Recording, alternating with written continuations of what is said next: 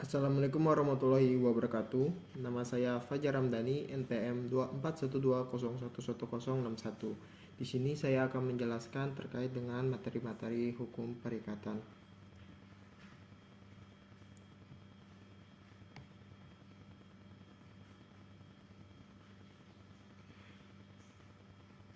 Pertama adalah materi terkait dengan perjanjian. Perjanjian adalah suatu peristiwa di mana seorang berjanji kepada orang lain atau di mana dua orang itu saling berjanji untuk melakukan sesuatu. Perjanjian dalam hukum perikatan adalah salah satu sumber daripada hukum perikatan, karena di dalam hukum perikatan ini di dalam perikatan itu ada dua sumber berdasarkan pasal 1233 KUH Perdata. Itu bahwasannya sumber daripada perikatan itu adalah perjanjian dan undang-undang. Bentuk daripada perjanjian itu tidak ada hukum yang mengikat yang mengaturnya. Jadi suatu perjanjian itu bisa kemudian dia tertulis ataupun lisan. Namun terkait dengan ketika dia tertulis, dia bisa digunakan sebagai alat bukti. Kemudian penjelasan terkait dengan perikatan. Perikatan adalah hubungan hukum antara dua pihak di dalam lapangan harta kekayaan, di mana si kreditur atau orang berhak atas prestasi dan debitur berkewajiban memenuhi prestasi. Hubungan antara debitur dan kreditur dalam perikatan adalah hubungan hukum. Berdasarkan pasal 1338 ayat 1 KUH Perdata, semua persetujuan yang dibuat secara sah berlaku sebagai undang-undang bagi mereka yang membuatnya. Nah, tadi suatu perikatan dapat bersumber dari undang-undang atau dari persetujuan.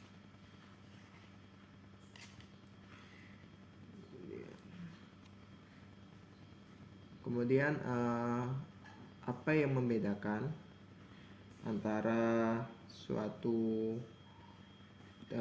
tindakan di dalam, misalnya dalam masyarakat, ketika seorang berjanji, misalnya saya berjanji kepada teman saya untuk misalnya bakal bertemu dan bermain di kafe misalnya. Apakah itu termasuk perikatan? Di dalam hukum perikatan, hal tersebut tidak termasuk dalam perikatan karena tidak ada hubungan hukum di antara keduanya. Hubungan di antara keduanya lebih kepada hubungan moral, seperti itu. Sehingga pelanggarannya adalah dari persepsi sosiologis, bukan dari persepsi hukum. Kemudian pengertian selanjutnya adalah penjelasan mengenai wan prestasi. Wan prestasi adalah kondisi di mana debitur tidak memenuhi atau telat memenuhi prestasi kepada kreditur sebagaimana yang telah disepakati. Bentuk wan prestasi itu ada 3, yaitu memenuhi prestasi tetapi tidak tepat pada waktunya.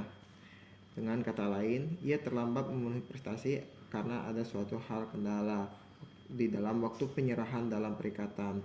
Prestasi yang demikian itu bisa juga disebut sebagai kelalaian. Kemudian bentuk kedua adalah tidak memenuhi prestasi.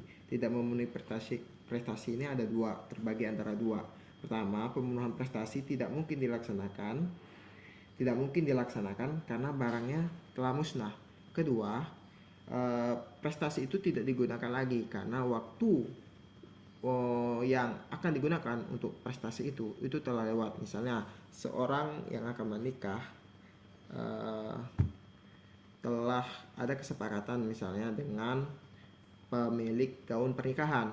Nah, pemilik gaun pernikahan ini tidak memberikan gaun pernikahannya sampai waktu pernikahannya selesai. Nah, jadi gaun pernikahan itu tidak ada gunanya lagi bagi si kreditur, begitu.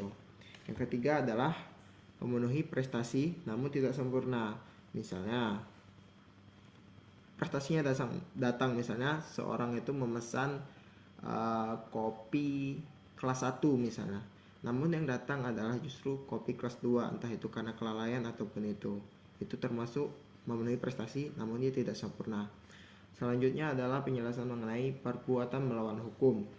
Perbuatan melawan hukum dalam konteks perdata adalah suatu perbuatan atau tidak berbuat sesuatu yang menimbulkan kerugian bagi orang lain. Kerugian bagi orang lain tanpa sebelumnya ada hubungan hukum. Kewajiban mana ditujukan terhadap setiap orang pada umumnya dan dengan tidak memenuhi kewajiban tersebut dapat dimintai suatu ganti rugi. Yang membedakannya adalah status hubungan hukum. Uang prestasi itu adalah kegagalan memenuhi perjanjian, misalnya lalai. Sementara PMH memiliki unsur melawan hukum dan kesalahan. Kemudian pengertian selanjutnya adalah mengenai overmach. Overmach atau keadaan yang memaksa adalah keadaan yang tidak terduga, berhalangan untuk memberikan sesuatu atau tidak berbuat sesuatu yang ia wajib melakukannya atau membuat sesuatu yang terlarang. Debitur tidak diperkenankan mengganti rugi kepada kreditur karena berdasarkan pasal 1244 dan 1245 KUH Perdata, sejauh debitur dapat mengemukakan suatu alasan yang membenarkan perbuatannya, maka ia tidak bisa dituntut pertanggungjawaban dari sebuah prestasi. Macam-macam overmach itu ada dua. Pertama adalah overmach mutlak. Dalam artinya adalah sama sekali suatu prestasi itu tidak mungkin lagi melaksanakan perikatan. Yang kedua adalah overmach relatif. Masih dapat dilaksanakan tetapi dengan pengorbanan yang sangat besar. Contohnya dari overmach mutlak itu misalnya barangnya sudah musnah karena misalnya bencana alam, atau misalnya gini, ada suatu kolam ikan kemudian terjadi banjir bandang kemudian ikan-ikan itu meluap. Nah, itu termasuk overmach mutlak. Overmach relatif ini misalnya contohnya adalah barang harus didatangkan oleh penjual dari luar negeri, tiba-tiba harganya naik 100%, atau tiba-tiba pemerintah mengeluarkan peraturan yang memberikan bahwa ekspor barang itu memiliki cukai yang tinggi, jadi otomatis harga barang yang dari luar negeri itu ikut tinggi juga begitu. Itu adalah overmach relatif, jadi masih dapat dilaksanakan tetapi dengan dilaksanakan prestasi itu si debitur mengeluarkan pengorbanan yang besar.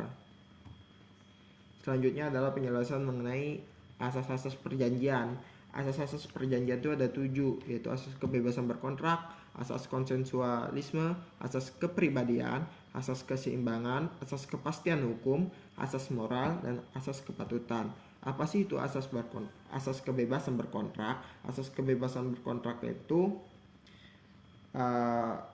berdasar pada pasal 1338 ayat 1 KUH Perdata, semua persetujuan yang dibuat secara sah berlaku sebagai undang-undang bagi mereka yang membuatnya.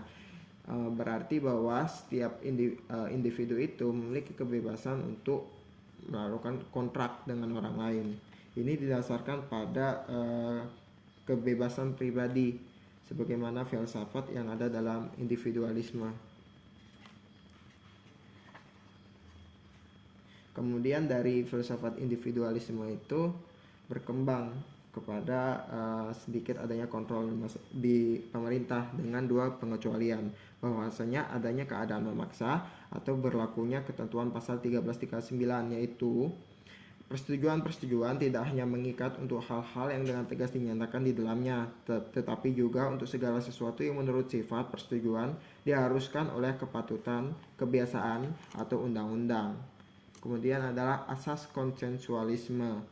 Asas konsensualisme itu menyatakan bahwa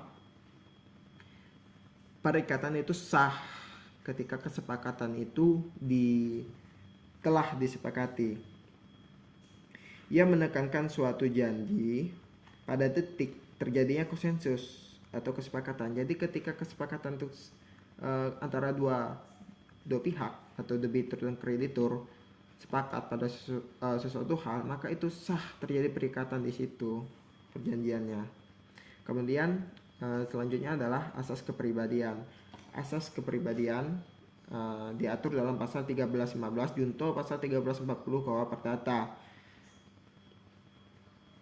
yang berbunyi bahwasanya pada umumnya tak seorang dapat mengikatkan diri di atas nama sendiri atau meminta ditetapkan suatu janji selain pada untuk dirinya sendiri, karena suatu perjanjian itu hanya berlaku bagi yang mengadakan perjanjian itu sendiri, maka pernyataan tersebut dapat dikatakan menganut asas kepribadian suatu perjanjian.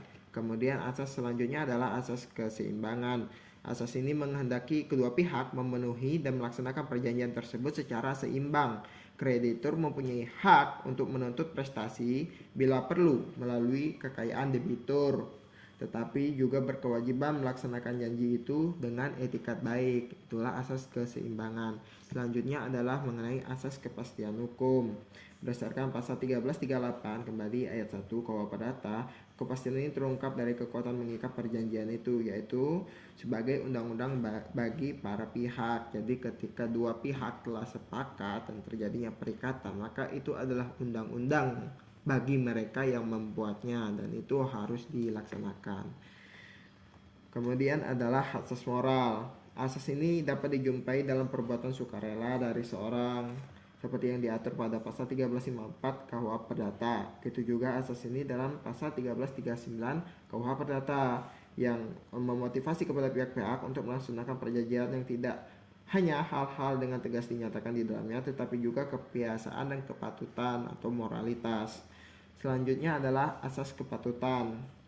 Dapat dijumpai dalam pasal 1339 KUHP yang berbunyi bahwa perjanjian tidak hanya mengikat untuk hal-hal yang secara tegas dinyatakan di dalamnya, tetapi juga untuk segala sesuatu yang menurut sifat perjanjian diharuskan oleh kepatutan.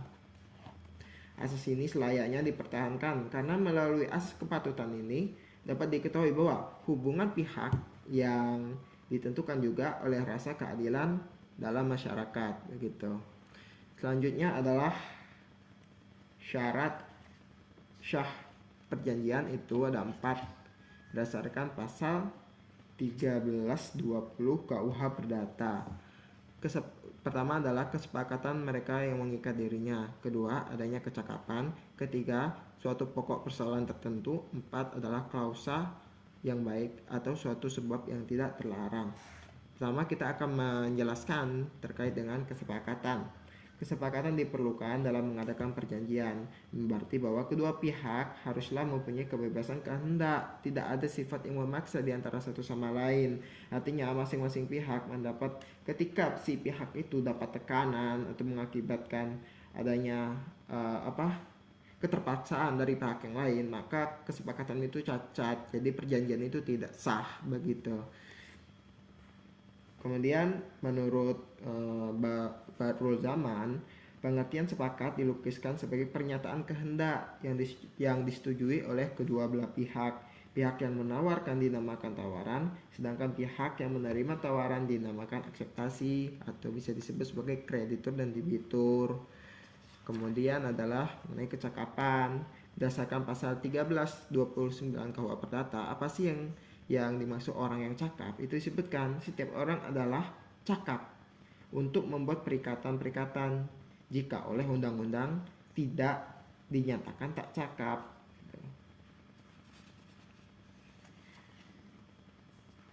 Kemudian mengenai yang ditaruh, siapa saja yang dimaksud tidak cakap itu?